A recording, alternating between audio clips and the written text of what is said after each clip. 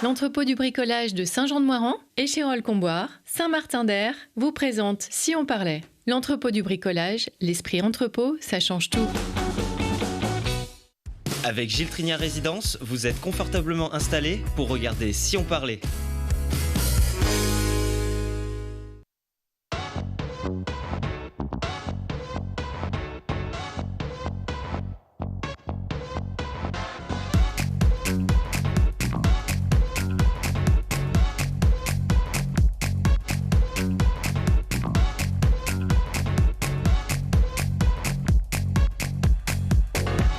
Bienvenue à tous, très heureuse de vous accueillir parmi ceux qui colorent notre actu, qui font bouger, qui nous font bouger aussi, mais qui font surtout bouger les lignes et qui portent haut nos valeurs. Et il les a portées au sommet de la France du rugby, les couleurs de Grenoble. Il y a 30 ans tout juste, le FCG vivait l'une des finales les plus discutées de l'histoire. C'est le premier, d'autres suivront sans doute, mais cet artisan coupeur de jambon ibérique va faire mouche sur les grandes tables de l'été. Et puis, elle les rendre plus flamboyantes que jamais, les couleurs des cultures orientale que Terre des Arts fait danser à Grenoble. Et regardez toute la diversité des danses orientales. Et d'ailleurs, et là, bienvenue, Cora, Molly, Marina. Merci. Qu'est-ce que vous êtes belle et vous allez tout nous raconter dans un petit instant sur ces cultures que chacun peut découvrir, applaudir et danser aussi. Jérôme Drouin. Bienvenue. Alors, tout l'art et la manière, non pas de trancher, hein, ça c'est un blasphème, mais de couper le jambon ibérique. Merci d'être là. Un plaisir. C'est une discipline, c'est un métier, le vôtre, à découvrir aussi dans un instant. Et bonsoir Hervé Chaffardon. Bonsoir. Ah, un vrai bonheur de vous recevoir ici. On ne va pas se voir tous les 10 ans, mais on s'est donné rendez-vous il y a 10 ans. Hein, voilà, c'est ça. Ouais. C'était donné rendez-vous il y a 10 ans et j'ai l'impression que c'était avant-hier. En fait, ça passe vite. C'est vrai, c'est vrai. Heureusement, on se voit quand même un petit peu de temps en temps dans les tribunes, autant que possible, de notre équipe de rugby. Vous êtes une légende du rugby. Oui, mais oui. Légende dans mon quartier, je suis peut-être une légende. Un grand quartier qui s'appelle La Planète, une légende du rugby. Vraiment, le FCG a eu la chance de vous avoir pour capitaine. Magnifique capitaine, porte-étendard des couleurs rouge et bleu, à ce qu'on appelle la grande époque. Ouais, non, la grande époque, c'était 54. La seule fois où vous étiez champion, c'était 54. Nous, après, voilà. on a gagné un titre en 87 et puis on a perdu la finale en 93.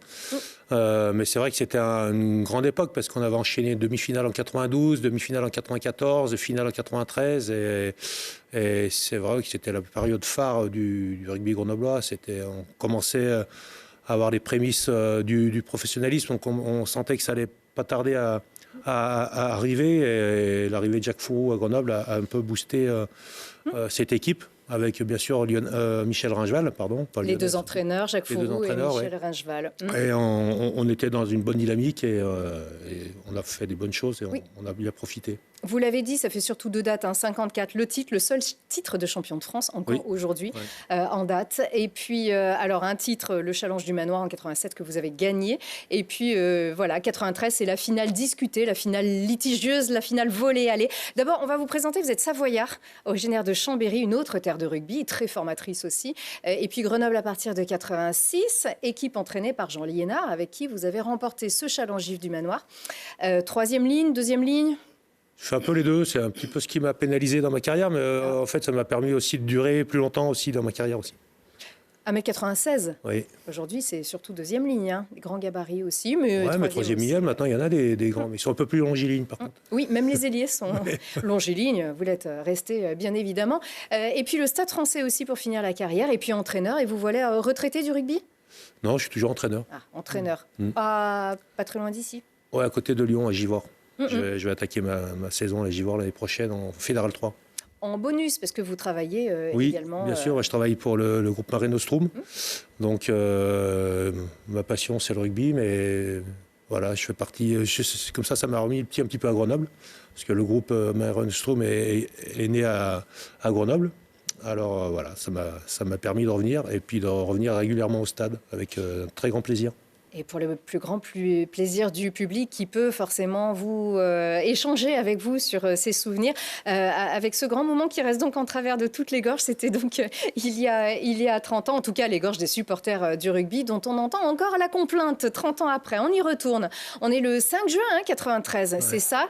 Alors moi je révise mon bac philo et je garde un petit œil sur ma télé. C'était sur, je crois que c'était France 2 déjà en 93. Vous voilà, Hervé, numéro 7, qui serre la main du président François Mitterrand. On voit ici Éric Ferruy. On peut refaire le tour. Olivier Merle, Olivier Brouzé, Capdeville, on a vu, Cacala. Allez. Mazille, Patrice Boiran, Willy Tao, Fred Vélo. C'est vraiment des. Brice Bardou, Philippe Meunier et Cyril Savy. Gilbert, notre regretté Gilbert Brunat, bien sûr, qu'on regrette beaucoup ici. Mathias, Franck Hubert, Patrice Vacchino. Et aussi le regretté Xavier Cambre. Xavier Cambre, à qui on pense tout le temps, évidemment. Et Arnaud Bazin. Voilà. Oui, Arnaud Bazin, qui avait 2 ans de rugby, qui a fait une finale. Et Daniel Salle, c'est l'arbitre. Oui. Voilà. Ouais, hein on en parle? C'est pas notre meilleur ami. Non, on va en reparler. On va en reparler. En tout cas, une équipe, c'est pour ça on a fait vraiment le tour, une équipe de légende. Et on a aussi la chance de pouvoir les recroiser aussi de temps en temps.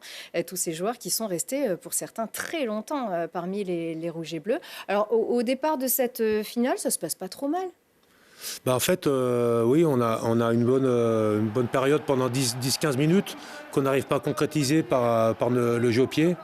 Et on aurait pu prendre un peu plus d'écart au score. Je pense qu'on a joué cette finale, on avait trop de pression, on n'était pas assez relax. C'est Castres, en face, Castres, bien sûr. Alors Cyril Savy nous avait qualifié la semaine avant d'une pénalité à 55 mètres en coin qui nous a permis de jouer les prolongations contre Agen.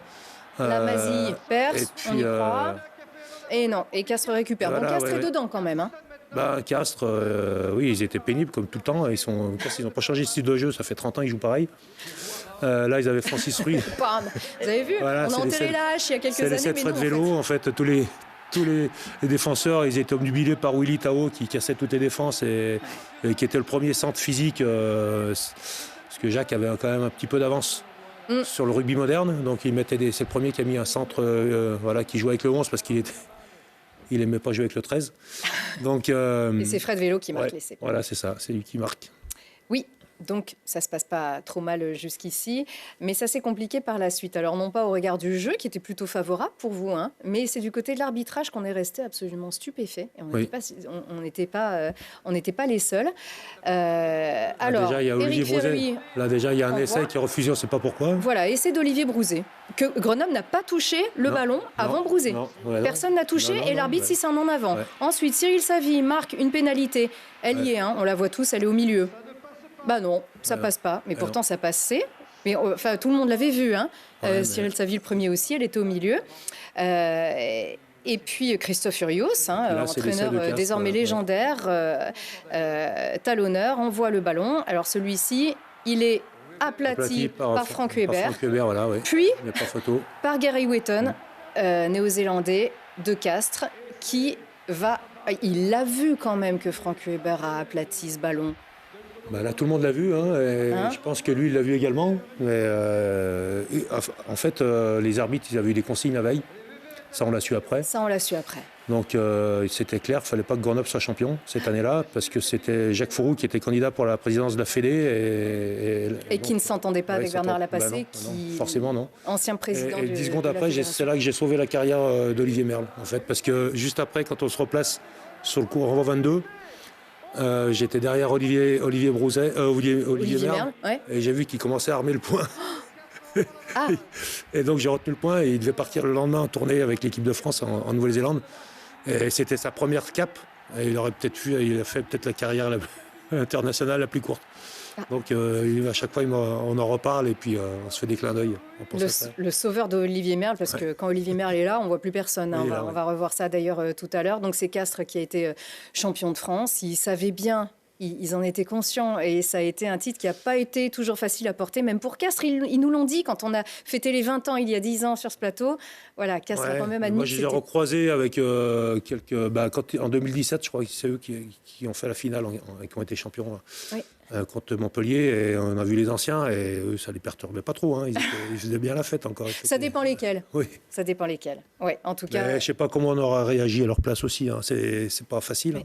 Alors, c'est vrai qu'on souriait un petit peu sur cette finale. Effectivement, vous aviez un joueur qui était d'origine polonaise, je crois. Son prénom, j'ai oublié. Grégory. Kakala. K-A-K-A-L-A, exactement. Mais ça se prononçait Kaksala.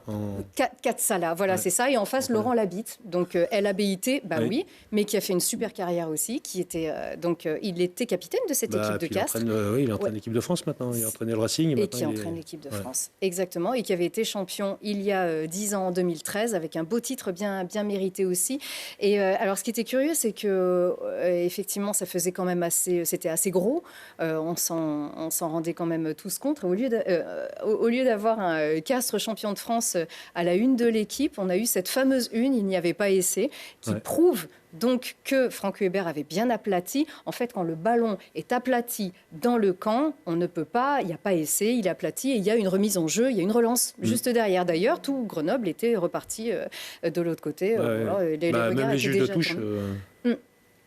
Et donc, il n'y avait pas essai. Donc, ça a été reconnu. Il n'y avait pas la vidéo à l'époque. Alors, il y avait la vidéo, bien sûr, mais pas au niveau réglementaire. Pas au niveau de l'arbitrage. Il n'y avait pas l'assistance vidéo pour les arbitres. Donc, si on avait eu ça, on aurait sûrement été champion. Après, voilà, c'est pas parce qu'on aurait marqué cet essai qu'on aurait forcément été champion, mais c'était un moment fort. Puis ça faisait sur une succession de décisions qui étaient contre nous. Donc, même sur le terrain, pendant le match, on sentait que c'était malsain et qu'on était dans l'incompréhension totale. Il y avait quand même essai de Brouzé, pénalité de Savy, et puis pas essai du côté de Castres. Une fournaise, c'était 5 juin, il faisait à Paris, la porte de Saint-Cloud, dans cette fournaise du Parc des Princes, c'était étouffant, c'était poisseux, c'était malsain. Et malgré tout, vous avez gardé toute votre dignité, même au point de garder le point d'Olivier Merle bien en sécurité. Par contre, après j'ai soulevé le trophée du perdant et dès que je suis rentré dans les vestiaires, je l'ai cassé, je l'ai jeté par terre.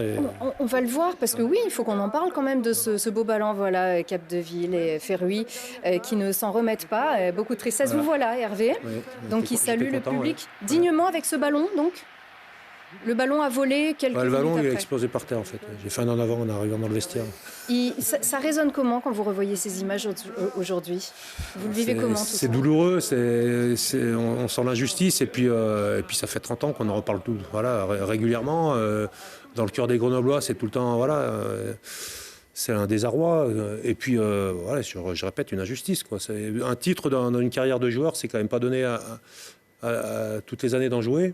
Et puis surtout, quand on vient du sud-est comme nous, à Grenoble.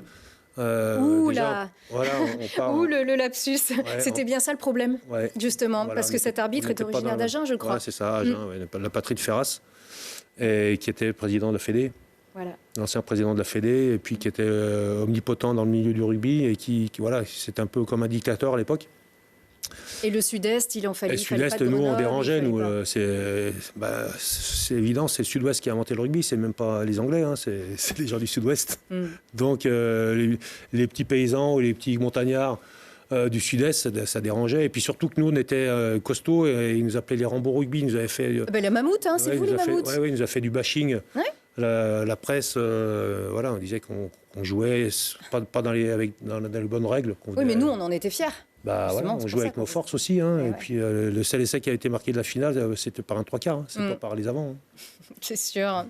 Et c'est vrai que depuis la vidéo est arrivée, on évite bien évidemment toutes ces dérives. Après, il y a encore juste récemment la polémique avec le Loup contre Bordeaux où la vidéo était en panne. Et il y a 2 essais qui ont été litigieux. Et voilà, donc même avec la technologie, des fois, on arrive quand même à avoir des soucis de ce point de vue. C'est sûr. Bon, vous vous retrouvez quand même? Parce qu'on vous avait vu tous ensemble il y a 10 ans, Regardez comme vous n'avez pas changé tout ça. Ça, c'est Olivier Merle, hein. Oui. C'est lui la masse dont on parlait tout à l'heure. Ouais. Hein, Franck Corian. l'homme et demi, c'est L'homme et ça. demi, ouais. L'homme et demi, vous étiez tous très grands. Vous avez vu pourquoi on vous appelait les mammouths. Hein. Donc voilà, Cyril Savy, hein, qui avait marqué la pénalité qui n'a pas été accordée. Fabrice Landreau, qui était manager de l'équipe à l'époque. Oui, il ne rentrerait plus du tout dedans. Non, Olivier Merle. Vous aussi, quand même. Hein.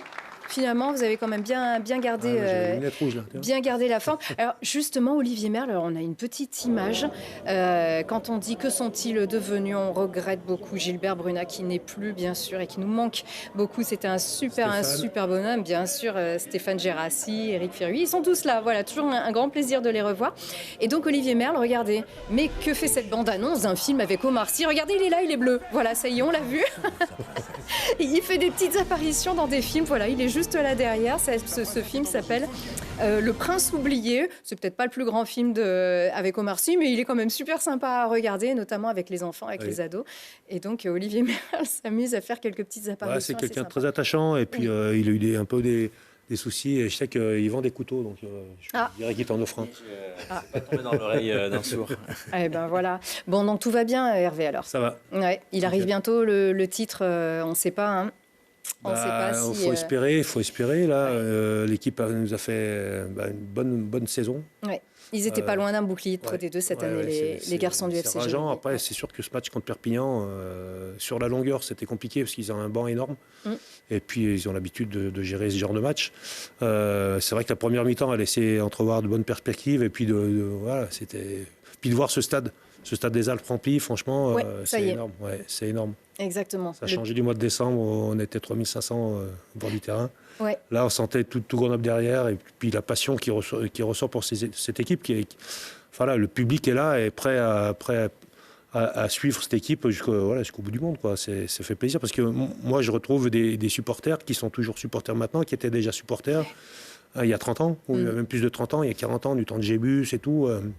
C'est des vrais passionnés, et puis ils sont là derrière, c'est pour ça qu'ils sont un petit peu malheureux là, des résultats de cette défaite. Et puis voilà, donc il y a tout le temps l'espérance des jours, des lendemains meilleurs. Et surtout, ne restez pas loin, parce que c'est important d'écouter les anciens, entre guillemets, en tout cas les anciens joueurs. Ça, c'est vrai que c'est très important. Merci, c'était Merci à vous. C'était vraiment un plaisir. On file en Pays Basque, parce que depuis tout à l'heure, on a qu'est-ce que c'est? C'est un cuisseau, hein. C'est une... Voilà, enfin, tout de suite, on y va avec un métier encore insolite aujourd'hui.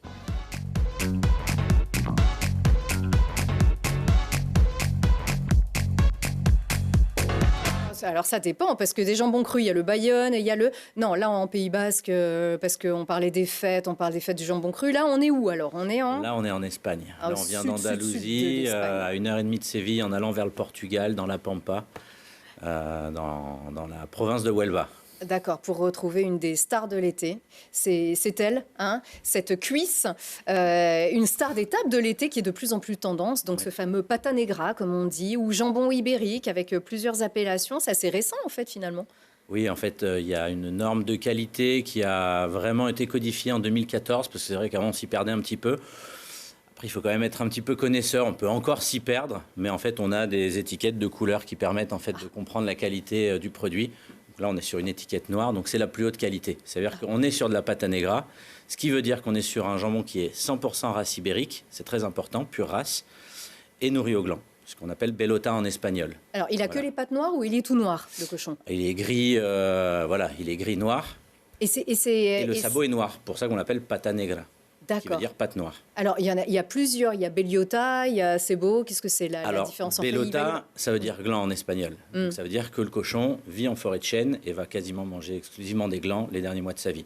Ce qui est le cas de celui-ci. Justement, pour être pata negra, il doit manger des glands, donc Bellota, et être pure race ibérique. Et c'est ça qui fait que c'est encore meilleur, oui, pas? Parce que l'alimentation déjà est ultra saine. Attendez, je vais voir. Attendez une seconde. Hop. Parce que voilà, il faut quand même savoir de quoi on parle. Hop, alors allez-y, continuez. Vous me disiez bien sûr que c'est... Donc c'est l'alimentation au gland forcément qui, sur cette catégorie de produits, va apporter beaucoup.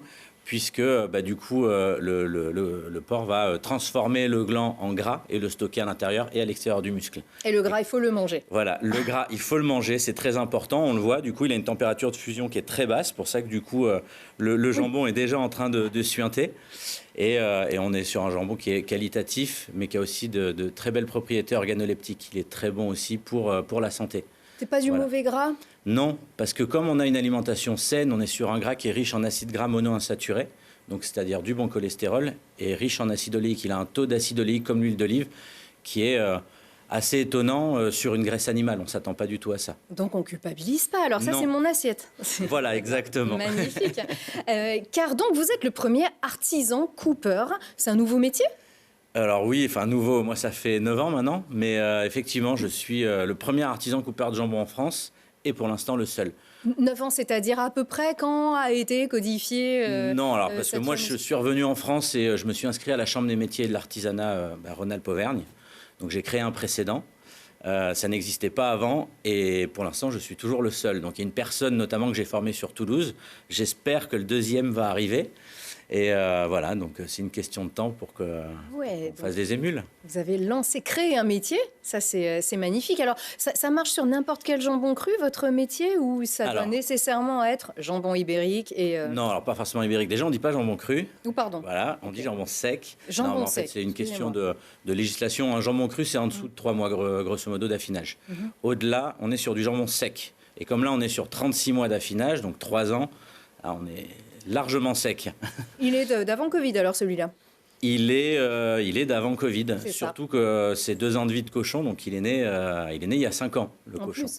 Voilà. D'accord, donc je ne dirais plus jambon cru, je dirais jambon sec. C'est jambon sec. Voilà. Et alors, mais qu'est-ce qu'il a de spécial alors? Donc il y a un goût particulier, il y a un gras particulier qui justifie le fait qu'on ait créé un métier pour en fait, c'est ça, produit. Parce qu'en fait, comme on est sur des produits d'exception qui sont quand même assez coûteux, il y a un problème de rentabilité du produit. Il ne faut pas le massacrer et puis perdre une bonne partie parce qu'on ne sait pas le travailler.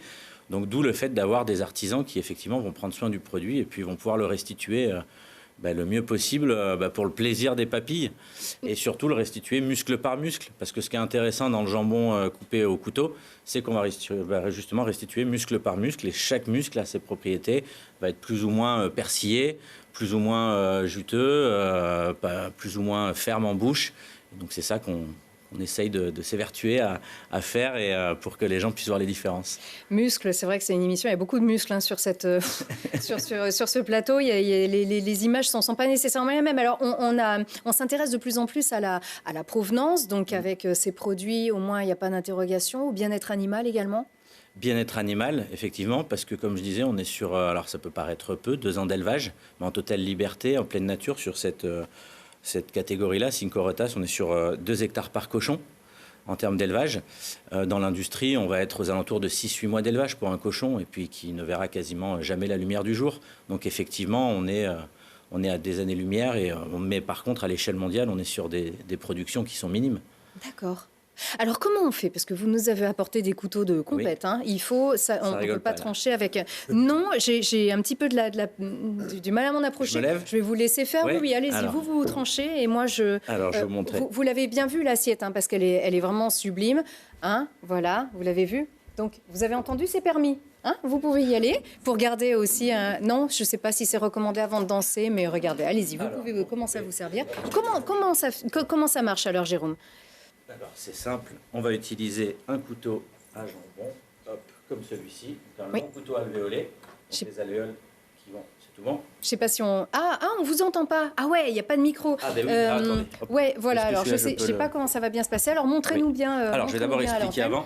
Voilà. Donc j'ai un couteau alvéolé, donc les alvéoles qui permettent justement à la tranche de se séparer et de ne pas rester collé et de se déchirer. Et donc l'idée c'est d'avoir un mouvement franc, donc de poser le couteau, donc je vais le refaire après, de l'incliner légèrement et ensuite de venir tirer vers l'extérieur et revenir sans couper. D'accord. Alors c'est bon, j'ai la caméra. Mais celui-ci vous l'avez entamé quand même déjà, donc il est. Alors celui-ci je l'ai ouvert. Il faut le préparer pour les besoins de l'émission. Rien que pour nous. Que ce soit plus simple, rien que pour vous, pour arriver vraiment au cœur du muscle. Et donc l'idée ça va être de couper vers l'extérieur. Donc il faut toujours voir en fait la lame à travers la viande, parce que sinon ça veut dire qu'on est trop profond et que la tranche va être trop épaisse, qu'elle ne va pas fondre en bouche. Et je tire vers l'extérieur, je reviens. Ah, pas d'épaisseur alors, non. Pas trop d'épaisseur. Et le but, c'est d'avoir des tranches en fait de ce gabarit-là. On est sur à peu près 3-4 grammes de jambon qu'on va mettre en bouche. C'est une hostie. D'accord. Ah oui. On va laisser fondre entre le palais et la langue. Parce que comme je disais, comme la température de fusion est très basse, en fait, vu qu'on est à 37-38 degrés en bouche, en fait, tout de suite, le gras va fondre, ça va faire éclater les fibres du jambon. Et c'est là qu'on va avoir cette sensation d'un produit qui fond dans la bouche. Hervé, peut-être. C'est permis, hein, on a dit. On a tout à fait le droit. C'est pas mauvais, voilà. Un petit, voilà, pour nos invités, bien sûr. Mais alors, ici, c'est un savoir-faire. Je ne sais pas s'il faut bien parler bien fort dans le micro. Voilà, je vous invite à vous rasseoir, à bien remettre le micro dans votre direction. Pour vous, regardez, vous avez ici, ou alors juste après l'émission. Mais c'est un savoir-faire que vous avez appris où, en fait? Alors, bizarrement, je ne sais pas si je dois enlever le jambon. En fait, vous avez tout créé vous-même. Non, j'ai pas tout créé moi-même. Hop. Ah, ça y est, le jambon est parti, mais oui, il va vite revenir en fin d'émission. la caméra qui est juste derrière. Oui, tout à fait. Du coup, alors moi, j'ai appris bizarrement à Londres, au Royaume-Uni. Bien sûr. Un hasard de la vie. Je suis parti là-bas pour apprendre l'anglais et puis pour trouver du travail. À la base, c'était pour quelques mois. Finalement, je suis resté 1 an. Et donc, comme je parlais espagnol pour avoir vécu en Espagne, mais pas anglais, j'ai travaillé dans une épicerie espagnole à Londres. Et donc, j'ai appris avec des Espagnols à Londres à couper du jambon. Et au bout d'1 an, je me suis dit, ça n'existe pas en France, il y a peut-être quelque chose à faire. Et donc, je suis revenu. Alors, tout le monde m'a pris pour un fou. Coupeur de jambon, ça n'existait pas. Et puis, je regrette pas du tout ce choix. C'était le plus beau choix de vie que je pouvais faire. Oui, alors de vie, parce que comment on en vit alors de ce métier? On vous a rencontré dans les coulisses du Festival du Cirque, ici à Grenoble, donc dans le ventre du Palais des Sports. Ça, c'est une des activités que vous pouvez faire. Il y a une dimension, animation presque, artistique. Ouais, presque artistique. C'est ce qui plaît aux gens, justement, c'est ces belles assiettes en rosace, comme ça. Et puis après, c'est tout un art. C'est aussi, c'est pas juste l'esthétique, hein, c'est comme je vous ai expliqué, hein, c'est parce que c'est le gabarit de tranche le plus adéquat à la dégustation. Et puis après, je fais aussi beaucoup de formation. Donc, je voyage beaucoup en Europe pour former pour cette marque-là. En l'occurrence, vous avez formé Guy Chanal, donc le président du Festival du Cirque. Qui d'ailleurs coupe très bien, je dois dire. Ah oui, elle est grande, sa tranche, hein, quand même. Hein, donc, chacun l'adapte à son propre goût. D'accord. Voilà. Et même Jean-Pierre Foucault était très, très, très intrigué par votre produit. Donc, un côté vraiment très démonstratif. Ouais. C'est ça aussi la clé de votre métier. On est vraiment une vitrine de la marque. Donc, forcément, il y a ce côté show. Et puis de parler aux gens, d'expliquer le produit, ça c'est très important parce que les gens demandent d'avoir de plus en plus de sens dans ce qu'ils mangent, à comprendre ce qu'ils mangent. Donc c'est important de pouvoir leur expliquer et de faire vivre un produit comme celui-ci. Oui, qui n'est pas non plus à portée de toutes les bourses. C'est vrai que c'est encore cher. C'est encore cher, malheureusement. L'idéal voudrait que tous les élevages au monde puissent être des petits élevages en pleine nature et voilà, la carte postale, c'est pas le cas. Donc, il y en a en France, hein, ça arrive. Oui, mais on reste aussi encore sur des produits un peu chers. Mais après, moi, c'est ce que je dis toujours. L'idée, c'est de manger moins de viande, mais d'en manger mieux. Oui, voilà. Donc, ce sera toujours mieux pour le corps et puis même pour le cerveau, parce qu'on sera plus content de ce qu'on a mangé, de ce qu'on a eu dans l'assiette. Donc, le contentement n'est pas le même. Non, ça pique un peu quand même à la gorge, hein. On a ce petit côté un petit peu astringent du fait du gras, effectivement, oui, tout à fait. Tout à fait. Et donc, est-ce que vous allez dispenser des cours, des formations? J'en fais, pas ce que je disais, un petit peu partout en Europe pour la marque. Moi, ça m'arrive d'en faire aussi personnellement.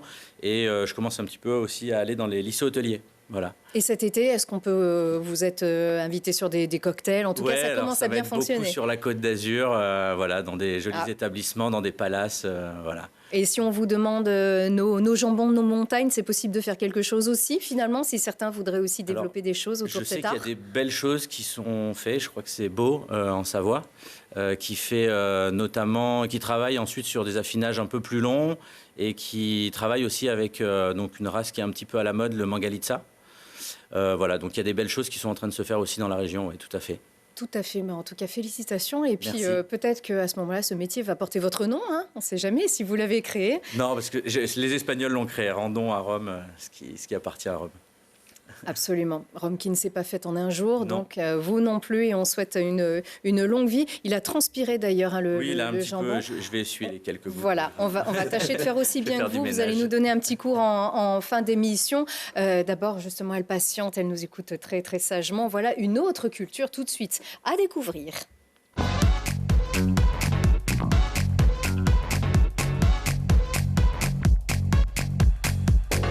Et oui, les cultures orientales, les cultures du monde, elles fascinent. Et c'est un conte des mille et une nuits que nous racontent nos invités. Mille et une danses même, n'est-ce pas? Oui, tout à fait, ouais.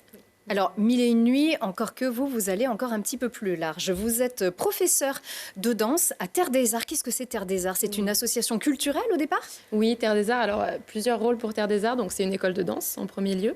Et c'est aussi un laboratoire d'artistes. Donc, en fait, Terre des Arts aide les artistes qui sont en voie de professionnalisation, comme nous. Donc, on est danseuse alors de différents styles de danse. Marina qui fait de la danse orientale. Molly qui fait de la danse hawaïenne. Et moi-même qui fais du coup du tribal fusion. Et Tribal Fusion. oui. Alors, j'ai découvert cette Oui. danse avec cette association. Oui, Qu'est-ce que c'est pas encore très connu. Exactement. Le tribal fusion, c'est de la danse orientale, mais sur des musiques complètement différentes en fait. Un On peu peut plus danser moderne, sur peut-être. n'importe quel style de musique. Voilà, D'accord. c'est ça. Alors, on va regarder ça. Terre des Arts donc dispense eh bien tout un panel en fait de danse. Il y a des danses des îles. Il y a voilà ici Marina, c'est de la danse orientale égyptienne, hein, c'est ça? Oui. Et puis vous produisez aussi en spectacle, donc on peut découvrir chaque année cette danse. C'est à la salle Olivier Messiaen hein, qu'on peut vous découvrir. Le du 25 juin, oui. Voilà, et l'association Terre des Arts est votre studio et rue Gabriel Péry à Grenoble. C'est ça. Donc on peut découvrir ça, c'est vous Cora hein? Oui, certainement. Donc, Oui, alors ça, c'est c'était Mej. vous juste avant, puisque vous avez combien de professeurs de danse en fait pour On est nous trois, plus Manon qui fait de la danse Bollywood Oui. en cours régulier. Et après, on a des intervenants, on va dire, pour des stages. Donc, on a de la danse tahitienne avec Paulinata qui vient de Valence. On a du Bharatanatyam qui est de la danse indienne classique. On a quoi d'autre? De la danse grecque. On a des danses grecques aussi, assez récemment. Et j'espère que j'oublie personne. Mais... Et danse du Maghreb, bien sûr, avec Malra qui est la créatrice de l'association. Et donc l'idée c'est à la fois de s'imprégner de la danse en elle-même, de l'apprendre, d'apprendre les mouvements, mais aussi de s'imprégner de la culture elle-même. Comment est-ce que vous faites? Moi, je trouve que c'est mieux de s'exprimer par la danse. Déjà, quand vous donnez des cours, vous expliquez ça vient d'où ce mouvement. Surtout, vous dites la base. Vous exprimez avec la base des mouvements de quelle région ça vient. Et ça permet d'expliquer aux gens tout simplement en s'amusant, en relâchant l'esprit comme ça. Oui, et vous savez de quoi vous parlez parce que vous allez vous former Vous êtes allé vous former notamment en Égypte, hein, vous avez suivi des stages de danse en Égypte. Donc voilà la danse orientale égyptienne Égyptien. qui se danse avec des foulards ou sans Il foulard? y a plein d'accessoires, donc ça c'est un peu classique. Ça c'est le style qui s'appelle Raqs al-Sharqi. Donc c'est la base. Ensuite on peut danser avec une canne, ce sera plus la danse folklore égyptienne qui s'appelle Saïdi. Puis on peut pour les moments de show on utilise des accessoires comme les ailes, les éventails. Donc c'est pour décorer la scène avec les mouvements. Et à Terre des Arts, on peut apprendre à danser comme vous. Il faut quand même beaucoup d'années de travail aussi, mais on peut se faire plaisir dès les débuts. Bah, surtout il faut penser que c'est plus un plaisir. Voilà. Et tout est facile. Voilà. Et alors, la tribal fusion, le tribal fusion de Cora, ça ce sont vos élèves, Cora. Oui, tout à Oui. fait. Voilà, donc on danse sur... Pas n'importe les quel style de tenues musique. orientales telles qu'on les imagine. Donc ça veut dire que c'est presque un mélange des genres avec une bonne base. Oui, en fait, le Tribal Fusion, il a été créé aux États-Unis il n'y a pas très longtemps, il y a entre 20 et 30 ans, je dirais. Et du coup, c'est vrai qu'on est beaucoup plus libre en fait, dans toutes les fusions qu'on veut faire. Et c'est là où moi, je prends du plaisir. Et on a aussi voilà, des tenues qui sont un petit peu plus traditionnelles, entre grandes guillemets. Mais c'est là où moi, je trouve en fait, ma créativité, c'est que je peux danser sur n'importe quoi. Du coup, je me fais un peu plaisir comme ça. Et avec des mouvements qui sont très travaillés, c'est-à-dire on n'est pas dans la grande démonstration, c'est très très Oui, précis. c'est vrai. En Tribal Fusion, en fait, on aime bien travailler sur le côté isolation musculaire du corps. Et du coup, on essaye d'activer un muscle sans en activer tout le reste. Et en fait, pour pouvoir superposer des mouvements. C'est un peu cérébral aussi comme danse, mine de rien. Ah, on parlait de salle de sport tout à l'heure. On parlait de muscles, bah voilà, aller à on la y salle. est. Regardez, on va à la salle pour faire la danse orientale. Vous avez vu? Mais oui. Exactement, exactement. Puis ce qui est magnifique, en fait, c'est qu'il y en a pour tous et pour tous les corps, puisque sur ce spectacle, là, c'est le 25 juin cette année, et encore chaque année, on peut vous découvrir. C'est que peu importe qu'on soit maigre, qu'on soit un peu plus en chair, qu'on soit petit, qu'on soit gros, n'importe grand, n'importe, il n'y a rien. Il n'y a aucune limitation. Aucune Il faut limite. avoir un corps et une envie de danser, basiquement. Donc c'est tout ce qu'on demande. Non, il n'y a vraiment aucun physique, on va dire, type. Je dirais même qu'en fait, plus il y a de la chair, plus ça bouge. Et moins il y a besoin de bijoux et de choses comme ça. Donc, Et il n'y a pas de complexe, parce que certains disent, oh là, non, moi, je ne peux pas faire ça, parce que quand même, c'est assez dénudé, nécessairement. Ça fait partie du folklore, et ce n'est pas pour autant provoquant. ben, en tout cas, nous, on ne le vit pas comme ça. Après, ça peut être perçu comme ça. Hein. Souvent, quand on dit danse orientale, on voit plein de choses dans les yeux des gens. Mais non, nous, en tout cas, on ne le vit pas du tout comme ça. Et en fait, c'est vrai que c'est plutôt des femmes qui viennent en fait, pour découvrir ou se réapproprier leur corps. Ça dépend de l'histoire des femmes. Mais non, il y a vraiment un aspect super solidaire et vraiment dans le partage et tout ça. On force jamais nos élèves à monter sur scène, d'ailleurs. Hein. C'est vraiment, enfin, c'est pas du tout un objectif en soi. Le but, c'est déjà de pratiquer et de se faire plaisir. Et chacun vient comme il le veut aussi, nécessairement. On n'est pas obligé de... Marina, vous aviez découvert la danse orientale en Russie, en fait, là où vous êtes originaire? Oui, j'ai découvert ça là-bas quand j'étais étudiante et j'ai essayé plein de danses différentes et je me suis arrêtée avec la danse orientale qui m'a plus attirée. Et j'ai commencé à enseigner aussi. Et puis, quand je suis partie de la Russie, donc, je continue ma passion. Une passion Ouais, une immense. passion, Donc vous enseignez aujourd'hui. Et Molly, qui est assise juste derrière vous très sagement, vous êtes, vous, professeur de danse hawaïenne. Alors ici, c'est un Cora, c'est donc la Polynésie. Non, c'est pas... Non, oui. Oui, c'est ça, c'est donc une île du Pacifique qui fait partie des États-Unis avec une culture très spécifique. C'est très lent et très doux. Il y a un message presque sur chacun des gestes, c'est ça? Oui, c'est ça, en fait, je parle pour Molly parce Oui. qu'elle est pas proche du micro. En fait, elle raconte une histoire avec leurs mains à chaque fois, c'est ça. Hein, elle raconte un petit peu ce qui se passe dans la musique, en fait. Il y a le soleil ou les ouais. choses comme ça sont des mouvements. Ça, c'est le soleil. le soleil. Le soleil, Et la mer, la mer, la plage. la plage. Comme ça, ok. Hein? On fait ça juste en fin d'émission. Voilà, la on peut parler en plage. message codé. Eh oui. Et également des stages comme on le disait, puisque les îles du Pacifique, il y en a plusieurs. On peut prendre aussi des cours de... Alors, Bollywood. Oui. Là, on est avec Manon.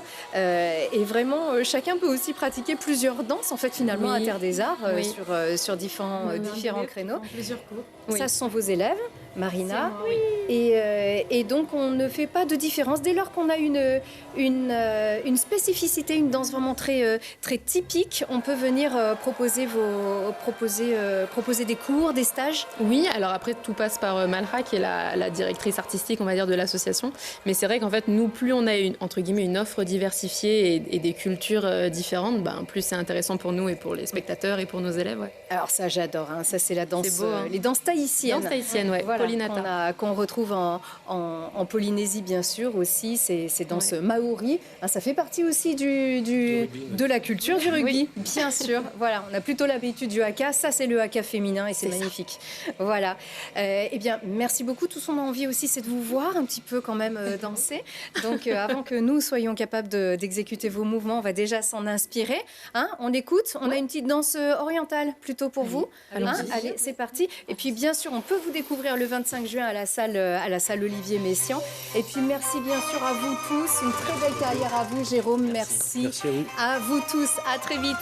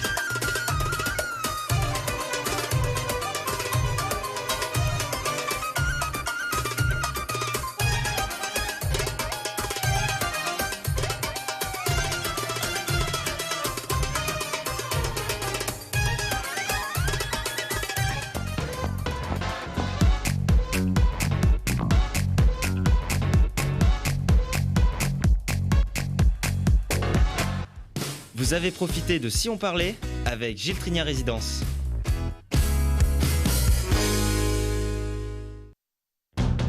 L'entrepôt du bricolage de Saint-Jean-de-Moiran, Échirolles-Comboires, Saint-Martin-d'Air vous a présenté Si on parlait. L'entrepôt du bricolage, l'esprit entrepôt, ça change tout.